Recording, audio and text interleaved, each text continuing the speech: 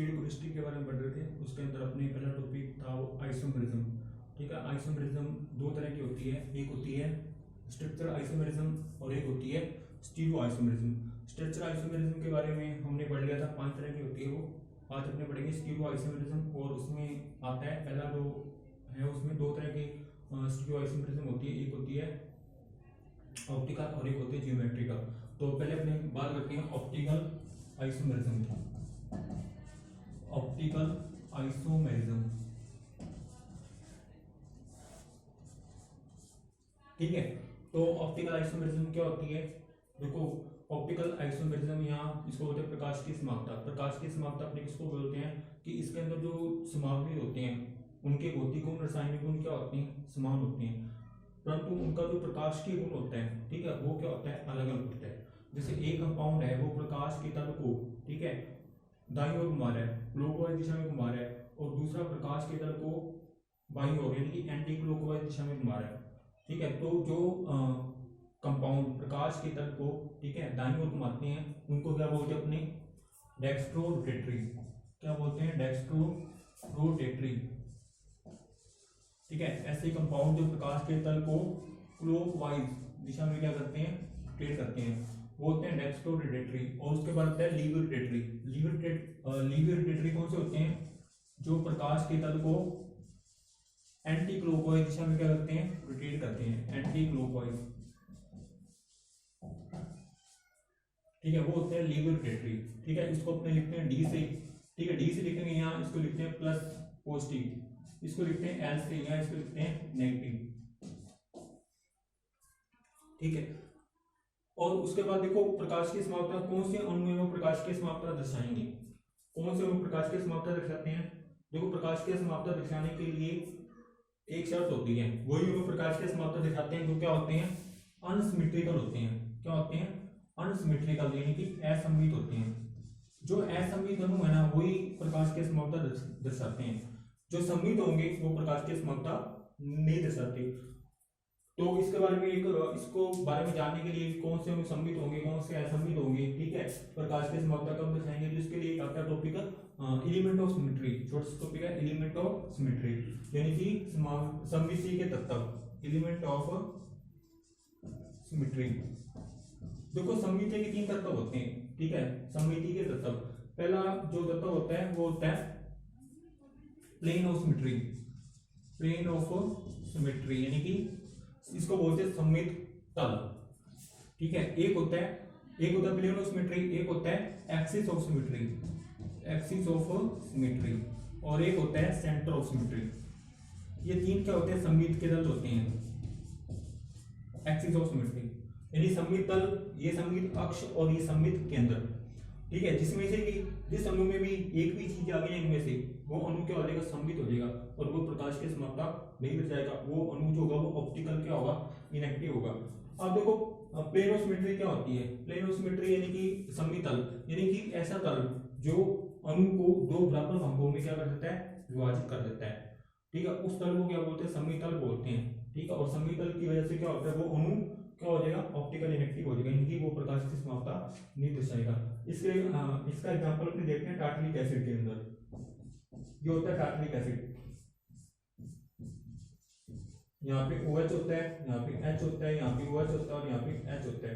देखो, अगर अपने टार्टरिक एसिड की बात करें तो टार्टरिक एसिड में क्या होता है, ये होती है प्लेन ऑफ सिमेट्री, इसके बीच से ये, ठीक है, इसमें प्लेन ऑफ सिमेट्री होती है, और ये प्लेन ऑफ सिमेट्री की वजह से ये जो पूरा मॉलिक्यूल है ये 2 भागों में डिवाइड हो जाता है।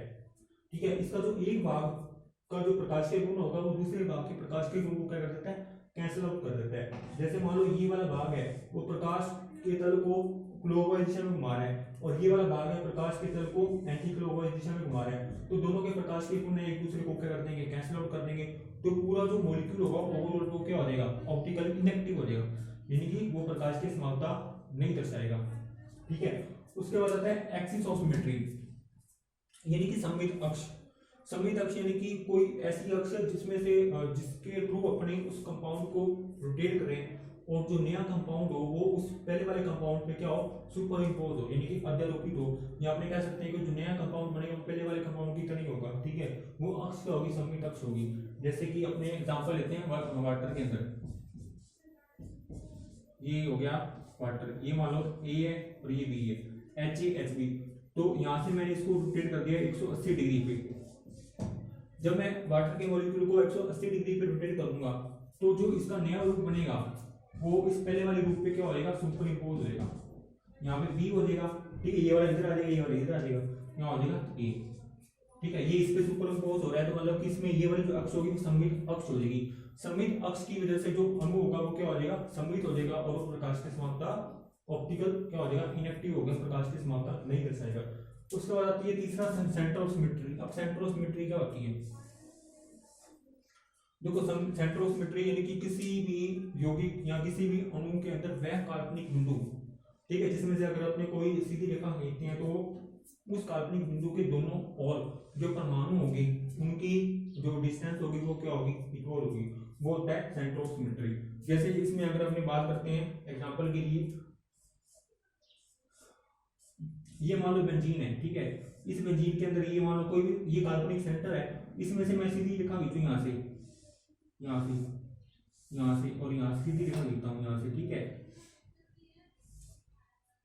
तो इसमें क्या होगा, अगर अपने सीधी रेखा खींचे तो इसमें क्या होता है कि ये सेंटर है ना, ये सेंटर बिंदु, इसके दोनों और ये जो कार्बन है, ठीक है, यहाँ पे जो कार्बन होगा, ये कार्बन होगा, ये कार्बन होगा, ये कार्बन होगा और ये कार्बन होगा, इनकी डिस्टेंस क्या होती है, इक्वल होती है, ठीक है। इसलिए इस सेंटर को बोलते हैं सेंटर ऑफ सिमेट्री, ठीक है। अब जिस भी कंपाउंड में इन तीनों में से कोई भी एक चीज आ जाएगी ना, वो कंपाउंड क्या हो जाएगा, सममित हो जाएगा, और सममित होने की वजह से वो प्रकाश की समाप्ता नहीं दर्शाएगा और वो क्या होगा, ऑप्टिकली क्या होगा, इनएक्टिव, क्या होगा, ऑप्टिकली इनएक्टिव।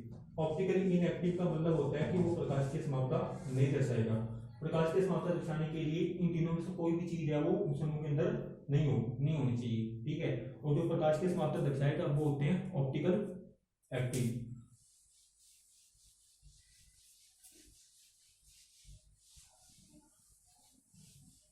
ठीक है, इसके बाद जो इसी से रिलेटेड अगला टॉपिक है वो आता है optical activity. Optically activity, optical activity क्या होता है, मतलब कि इसमें क्या होता है कि जैसे कोई भी यौगिक है, कोई भी यौगिक जो होता है वो प्रकाश के तल को क्या कर रहा है, प्रकाश के तल को या तो दाईं ओर घुमा रहे हैं या बाईं ओर घुमा रहे हैं, ठीक है। इस गुण को उसका क्या करते हैं, इसी गुण को क्या बोलते हैं, ऑप्टिकल एक्टिविटी बोलते हैं, ठीक है। उसका दाईं ओर घुमाना या प्रकाश के तल को बाईं ओर घुमाना, ठीक है। अपने जानते हैं कि जो व्हाइट लाइट होती है, श्वेत प्रकाश, ठीक है, जो श्वेत प्रकाश है उसके अंदर क्या होते हैं, 7 कलर के प्रकाश होते हैं, 7 वेवलेंथ वाले क्या होते हैं, प्रकाश होते हैं, जो सभी दिशाओं में क्या होते हैं, रोटेट होते रहते हैं, इस तरह से सभी दिशाओं में मतलब कि कंपन करते रहते हैं, ठीक है। जब इस श्वेत प्रकाश को यानी कि जब मैं इस व्हाइट लाइट को एक प्रिज्म में से गुजारूंगा यहाँ से, ठीक है, इस प्रिज्म में से गुजारता हूँ, ये प्रिज्म है पी, ठीक है, इसमें से गुजारता हूँ, तो प्रिज्म जो होता है वो क्या करता है, प्रिज्म जो होता है वो इन 7 रंगों वाले प्रकाश में से किसी एक रंग वाले प्रकाश को क्या करता है, आगे पास आउट करेगा, ठीक है। उसके बाद ये प्रकाश है वो किसी कहाँ से गुजारूंगा, ये प्रकाश में गुजारूंगा किसी ऑप्टिकल एक्टिव कंपाउंड के सॉल्यूशन या विलयन में से, उसमें से इसको पास आउट करूंगा, तो क्या होगा, ये जो ऑप्टिकल एक्टिव कंपाउंड का सॉल्यूशन होगा, इस कांच के तल को या तो क्लॉकवाइज दिशा में और या एंटी क्लॉकवाइज दिशा में क्या करेगा, रोटेट करेगा, या तो इसको कर देगा क्लॉकवाइज दिशा में या इसको कर देगा एंटी क्लॉकवाइज दिशा में रोटेट कर देता है, ठीक है। अगर ये क्लॉकवाइज दिशा में रोटेट कर रहा है तो ये क्या होगा, डी होगा, और अगर एंटी क्लॉकवाइज दिशा में रोटेट कर रहा है तो क्या होगा, एल होगा, ठीक है। अब देखो कोई भी यौगिक है, कोई भी ऑप्टिकल एक्टिव कंपाउंड है, वो उसकी समतल प्रकाश को, ठीक है, समतल ध्रुवित प्रकाश को, ठीक है, क्योंकि अपने जानते हैं ये व्हाइट लाइट है, ठीक है, अगर मैं इस व्हाइट लाइट को प्रिज्म में से गुजारता हूँ, ठीक है, तो यहाँ पे जो अपने को देखो व्हाइट लाइट है, अगर मैं इसको प्रिज्म में से गुजारूंगा ना तो यहाँ पे जो अपने को यहाँ पे जो प्रकाश प्राप्त होगा ना, यहाँ पे जो प्रकाश प्राप्त होगा वो कैसा होगा, वो होगा समतल ध्रुवित प्रकाश, ठीक है। ये कैसा प्रकाश होगा, समतल ध्रुवित प्रकाश, यानी कि प्लेन पोलराइज्ड लाइट, समतल ध्रुवित प्रकाश, जिसको बोलते हैं प्लेन पोलराइज्ड लाइट, ठीक है।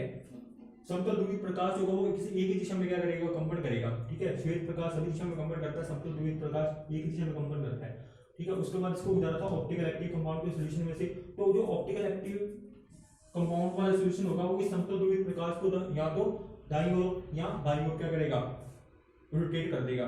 अब देखो इस ऑप्टिकल एक्टिव कंपाउंड की समतल ध्रुवित प्रकाश को दाईं ओर या बाईं ओर घुमाने की जो पावर होती है, ये क्षमता होती है, उसको क्या बोलते हैं अपने स्पेसिफिक रोटेशन या विशिष्ट घूर्णन। और इसका जो फॉर्मूला होता है वो क्या होता है, अल्फा अपॉन में एल इंटू में सी, ठीक है, अल्फा अपॉन में एल इंटू सी। अल्फा क्या होता है, ये होता है रोटेशन एंगल कि इस ऑप्टिकल एक्टिव कंपाउंड ने इस समतल ध्रुवित प्रकाश को कितने डिग्री एंगल पर क्या किया, रोटेट किया, वो हो गया अल्फा। एल क्या होगा कि यहाँ से जो समतल ध्रुवित प्रकाश गुजरेगा उसकी क्या होगी, यहाँ पे लेंथ हो जाएगी, और सी की हो जाएगी इसकी सांद्रता, ठीक है। उसके बाद आता है काइरल सेंटर या स्टीरियोजेनिक सेंटर। देखो स्टीरियोजेनिक सेंटर क्या होता है, कोई असममित अणु, ठीक है, असममित जो अणु होगा उसके अंदर क्या होता है, स्टीरियोजेनिक सेंटर होता है। स्टीरियोजेनिक सेंटर अपने उसको बोलते हैं, या काइरल सेंटर अपने उसको बोलते हैं, जिसकी चारों संयोजकताएं क्या होती हैं, अलग अलग कंपाउंड से जुड़ी होती, अलग अलग ग्रुप से जुड़ी होती हैं। स्टीरियोजेनिक सेंटर या काइरल सेंटर बोलते हैं उसको। जैसे ग्लिसरॉल्डिहाइड CHO, ठीक है, यहाँ कार्बन, यहाँ OH, यहाँ H और यहाँ पे होता है CH2OH, ठीक है, ग्लिसरॉल्डिहाइड। या दूसरा एग्जांपल ले सकते हैं 2-क्लोरोब्यूटेन। देखो इसमें क्या होता है कि जैसे ये कार्बन है, ये वाला कार्बन है, ठीक है, इस कार्बन की 4 संयोजकताएं हैं, ठीक है, एक H के साथ जुड़ी है, एक OH के साथ, एक CH2OH के साथ और एक CHO के साथ, ठीक है। तो इस कार्बन को क्या बोलते हैं, स्टीरियोजेनिक सेंटर या काइरल सेंटर बोलते हैं, ठीक है। और इसी की वजह से क्या होता है, ये अणु असममित होता है, ठीक है, और असममित होने की वजह से क्या दिखाता है, ये प्रकाश की समाप्ता दर्शाता है, और ये क्या होता है, ऑप्टिकल एक्टिव होता है, ठीक है। जैसे 2-क्लोरोब्यूटेन है, 2-क्लोरोब्यूटेन, यहाँ क्लोरीन आ जाएगा, यहाँ क्या आ जाएगा H, यहाँ आ जाएगा CH2CH3। इसमें भी देखो ये वाला जो कार्बन है ये अलग अलग ग्रुप से जुड़ा है, ये Cl है, ये OH है, यहाँ CH3 है, यहाँ पे क्या है एथिल है, CH2CH3। तो ये होता है स्टीरियोजेनिक सेंटर। तो जिस कंपाउंड के अंदर स्टीरियोजेनिक सेंटर होते हैं, असममित मतलब कि केंद्र होते हैं, यहाँ कह सकते हैं इसको काइरल सेंटर होते हैं, ठीक है, वो प्रकाश की समाप्ता दर्शाएगा। लेकिन अगर अपनी इसी की बात करते हैं टार्टरिक एसिड में, देखो अगर अपने टार्टरिक एसिड की बात करते हैं तो टार्टरिक एसिड में भी क्या होते हैं, दो स्टीरियोजेनिक सेंटर होते हैं। अगर अपने यहाँ पे टार्टरिक एसिड की बात की थी, टार्टरिक एसिड क्या होता है, ये होता है टार्टरिक एसिड। अब देखो टार्टरिक एसिड है, अब टार्टरिक एसिड में भी क्या दो स्टीरियोजेनिक सेंटर है ना, दो काइरल सेंटर हैं, एक ये वाला कार्बन और ये वाला कार्बन, ये क्या काइरल कार्बन होते हैं, क्योंकि इसकी चारों संयोजकताएं क्या है, अलग अलग ग्रुप से जुड़ी हैं, ठीक है। तो ये क्या होना चाहिए, मतलब ये जो टार्टरिक एसिड है ये क्या होना चाहिए, टार्टरिक एसिड जो एसिड है वो क्या होना चाहिए, ऑप्टिकल एक्टिव होना चाहिए, इसको प्रकाश की समाप्ता दर्शानी चाहिए, लेकिन ये प्रकाश की समाप्ता नहीं दर्शाता, ये ऑप्टिकल एक्टिव होता है। उसके पीछे कारण होता है कि यहाँ पे क्या होता है, इंटरनल कंपनसेशन होता है, ये अपने आगे पढ़ेंगे कल, ठीक है। यहाँ पे क्या होता है, इंटरनल कंपनसेशन।